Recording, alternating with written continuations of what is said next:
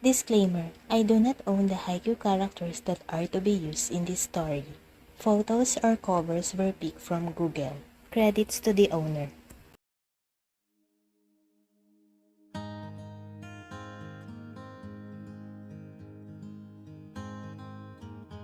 It's been a week since Hinata returned to Osaka. Everyone can see the improvement in his health condition, not just physically but also mentally. Nay, Hinata, you have a different glow today, huh? Bakuto teased, which Atsumu agreed to. Indeed. What are your plans this weekend? Are you going to Sendai? Oh no, Kei's the one who'll be staying here for the weekend. We agree with the arrangement where we'll alternately remain at each other place every weekend, Hinata said. Oh, so he will stay at our dorm? Nope. He already acquired an apartment near here. Showing off his money. Ha ha ha, not really. Well, now when I think about it, it is one of his impulses that he bought that property. When did he buy that apartment? Atsumu asked. When he heard that, I signed a contract with MSBY, Hinata replied.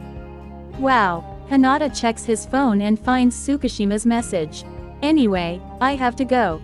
Kei's already here. Okay, take care. Tell Tsukishima-kun that we want to grab a meal with him, Bakuto said. Okay, bye, guys. See you on Monday. Shōyō headed out of the gym and saw Kei at the entrance. Hey, hello, are you ready to leave? Kei asked. Yup. So, where is your apartment? Correction, it's our apartment. It's a 10-minute walk from here. Oh, that's great. Do we have to stop by for some groceries? No need. I already bought them, Kei said. Okay, it's a simple apartment or more likely a rent-to-own house outside, but Shōyō didn't expect the interior design. It is a lot cozier compared with their home in Sendai. Wow, I hope it's to your liking. It took me a while with the renovation and choosing the right color for each room, Kei said. Kei, this. Shōyō had teary eyes. He was astonished. He only just saw the living room, yet it was quite familiar to him. Well, I didn't mean to snoop with your remaining things in the house. I just got lonely, and then I saw your sketch pad and this particular sketch of a house. I'm sorry if it's a little bit late to appreciate your drawings, Kei explained. It's Dr. Shirabu's suggestion to have a different hobby or at least try to find different things to do. You know, I'm capable of trying everything. Ha ha ha, so when I try to draw, it's quite soothing. And then he asks me to try to draw those things I like or want so. Wait, if you saw this. Then, Shōyō nervously said as he remembered about the sketch pad. I saw your sketch of me, yes. Gosh, it's so embarrassing. Kei hugs him and says, it's okay. I like it. I framed it. You framed it. Where? Shōyō loosened the hug and looked at Kei. Wait. Is it that framed thing on your study table? Kei nods. You didn't have a good look at it? No, the lights back then were reflecting on its glass, so I didn't get a good look at it. Let's have good memories here, Shō. A smile that is so rare crosses Kei's face.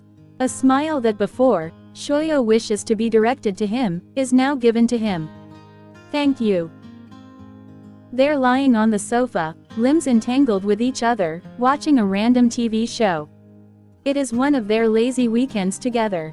Well, for that week, they both had a hectic schedule, so they chose to stay at home. Oh, I'll be in Tokyo next Saturday. Akaitaruni is having a business trip, and he begged me to take care of the company for the whole week. But he'll be back on Saturday afternoon, Kei said. Are you planning to return to Sendai on the same day? Shōyō asked. Yup. What time will you be at Sendai? Maybe around 10 a.m. I'll be out early in the morning, so I'm not able to meet you. Shōyō hummed. Unless you want to bring some bento, Kei suggested. Shōyō looked at him, surprised that Kei gave such a suggestion. You want a bento? Kei simply nods. You won't throw it away. Kei looked at Shōyō, surprised at what the latter said. Shōyō averted his gaze and looked at the TV. I know you threw away those bentos I made before. Instead of answering, he squeezes Hinata a little tightly. He doesn't know what to say after all. He didn't expect that even those bentos before was came to known by Shōyō. Tsukishima was not a morning person.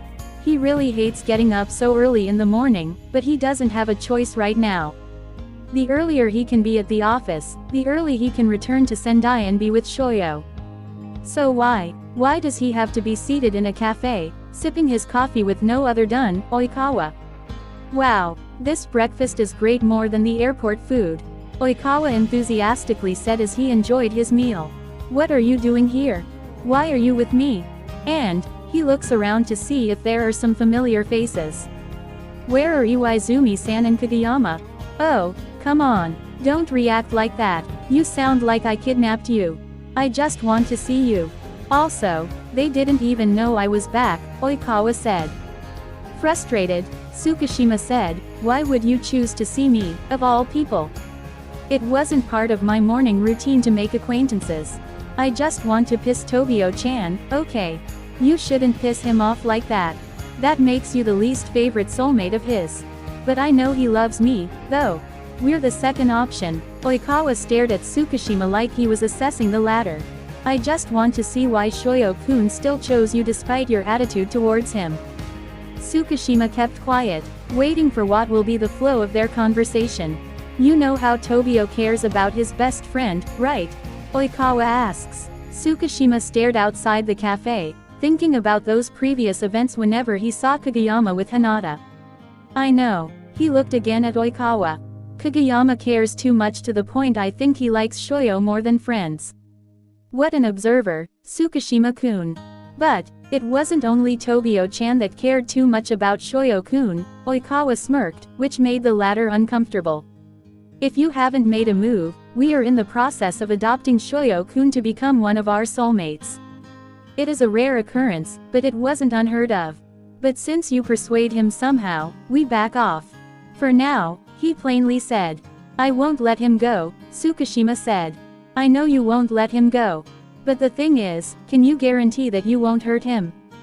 Because letting go and hurting him are two different things, Oikawa said. I won't hurt him, not again. I promise you that. Oikawa took a napkin and wiped his mouth. I only had one condition. He stares intently at Tsukishima. Make sure to fulfill that promise until the end, Tsukishima-kun, or else, I will not hesitate to snatch Shōyō-kun from you whether he likes it or not. Well then, have a good day, he said as he stood up and left the cafe. Tsukishima chuckled and whispered, what a way to start the day. Hey, I miss Shōyō. Well then, I have to head to the office now and do the remaining work that I have to finish. After he finished his coffee, he headed toward the office and continued the remaining paperwork that he had to do while waiting for Akitaru to arrive. It was nearing lunchtime when someone knocked on the door. Come in. A lady who was wearing a too revealing blouse and tight skirt came in. It was Akitaru's flirtatious secretary. Oh, Kei-sama, how nice to see you here. Damn you, Aniki, how many times I've told you to fire this secretary of yours? He thought to himself as he greeted, hello Nakayama-san. Nice to see you. Oh, come on, Kei-sama. She came near Tsukishima and leaned on the table as she dragged her fingers at Tsukishima's shoulder and arm. I already told you that you don't have to be formal to me. He slapped Nakayama's hand and stood up. Stay away from me. He was about to walk out, but Emi took him by surprise as she grabbed his necktie and pulled him for a kiss. It took him a second to react before he forcefully pushed Emi and wiped his mouth. What the fuck? Shōyō was standing at the entrance of the Tsukishima's company. He brought a bento for him and Kei to share for lunchtime. He was contemplating if he could go to Kei's office even without an appointment. He didn't even mention to Kei that he would be there since he wanted to surprise him. Should I call him? But Kei said I could go to his office whenever I wanted. Let's try first if I can go inside without calling him. Hi, good afternoon. I'm here to meet Mr. Tsukishima Kei, he said to the receptionist. Do you have any appointments? The receptionist asked. I don't have. Well, you need to first an appointment before meeting the vice president. The receptionist paused as they looked at Hinata. Oh my, they stood up and bowed. Hinata-sama, I'm sorry for my rudeness. No, it's okay, he said as he smiled. Never thought that Kei had a position in the company. You can proceed to the 20th floor. That's where the vice president's office is. Okay, thank you. He heads to the 20th floor and reads each signage on the door until he reads the vice president. The door was completely ajar, and so he was about to enter but didn't expect what he saw inside. Kay was kissing a girl. It took him a mere moment to register what was in front of him. He left the bento box in front of Kay's office and walked back towards the elevator. He can't believe what he saw. The image of Kay kissing someone else remained in his memory. He was dazed. He didn't even greet the receptionist when he left the building. He aimlessly walks in the street. He didn't even bother to apologize to every person he collided with. Is it the reason why he suggested bringing him a bento? Is it his way of telling me? Tears started to flow in his eyes. He can't believe it. Why do I always keep my hopes up? He will never love me as much as I do. He remembered the past few days when they went on a date, how Kay always sent some bouquets, and how he smiled at him lovingly. And then, right, maybe he had done all of that because he felt guilty or he felt that he was obliged to do it since I'm his soulmate, but he will never return my feelings. It is like what happened 3 years ago, how he watched Kay with Yamaguchi. The pain he felt before that he hoped he would never feel again came back. The image of Kay kissing a girl kept repeating in his memory, replacing those happy memories he had with Kay. How can I have you? Why I can't have you? TsukiHina excessively wipes his mouth. What the fuck? I know you like it, Emmy chuckled. The hell, I'm gay. I'm married to a man and he is my soulmate. You can just divorce him and break your... Enough. Get out of my fucking office now. He shouted. Right on time, Akitaru enters the office. Hey, great you're here. Fire this fucking slut of a secretary of yours. Akitaru looked at Emmy and said, you heard him. You're fired. But sir, my brother already told me how unprofessional you are towards him. But I asked him to give you a chance, that's why until now you're still here. But at this point, my brother would not react in such a way if you didn't cross the line. So, Ms. Nakayama, you are fired. Get out of our company, Akitaru calmly said but had a sinister look that made Emmy leave. Kay was mad. He already told his brother about that Nakayama Emmy, so this will not occur. If Shōyō saw that he might think it the wrong way, he sighed and sat on a chair. Hey, did you order something? I found this in front of your office, Akitaru said as he put the bento on the table. You found it in front of my office? Yeah, shit, he muttered as he called the reception area. Hello, Kei-sama, did Shōyō come by the office? Yes, sir, he just left 10 minutes ago. Shit. He ended the call, took out his phone, and dialed Hinata's number. Hey, what's the problem? Your ex-secretary is the problem. What did that woman do again?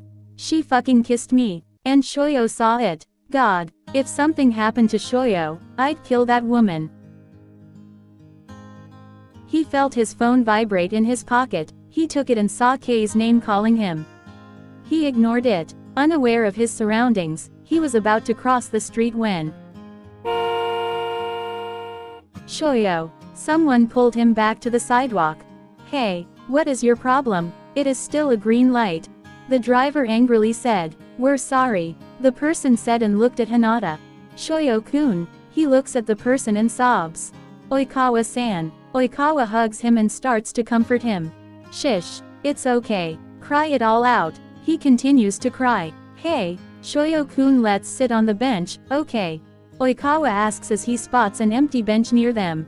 It took a few minutes for Hinata to calm down. Have you calmed down? Do you want me to call Tsukishima-kun? Hinata shook his head. Do you want to go home? Home? He doesn't have anywhere to go.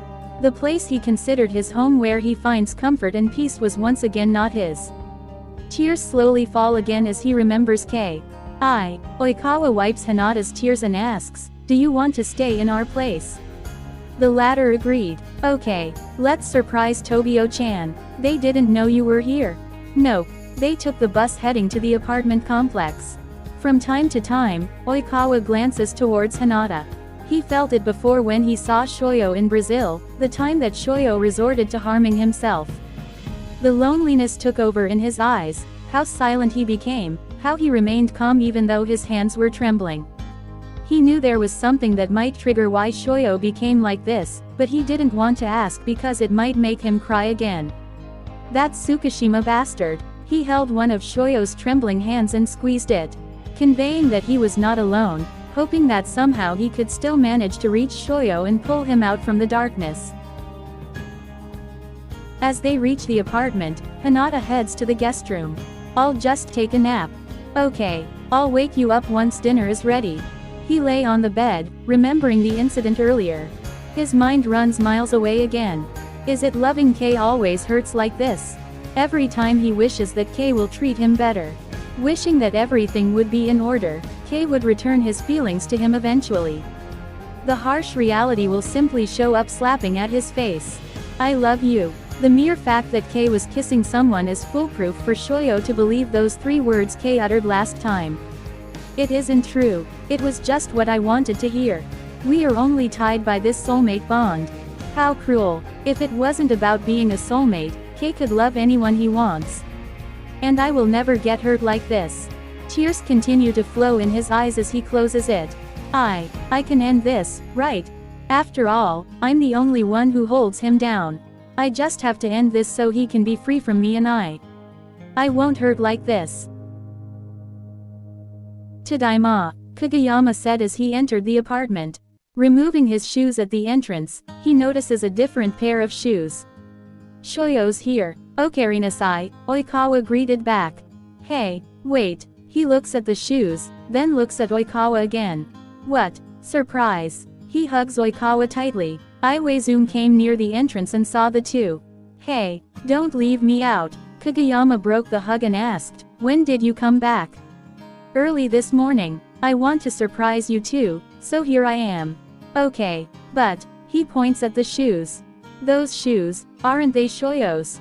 Oikawa looked at Iwaizumi first before replying, Yes, they are." Instead of letting Oikawa explain the situation, Iwaizumi said, "I think something happened. And maybe, Shōyō-kun will be staying with us for the time being. He's taking a nap in the guest room. So, wake him up.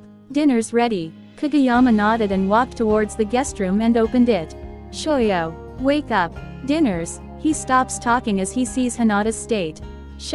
He came near Shōyō and was about to shake, but the moment he touched Shōyō's skin, he instantly retracted.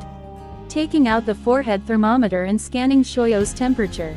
41.5 degrees C.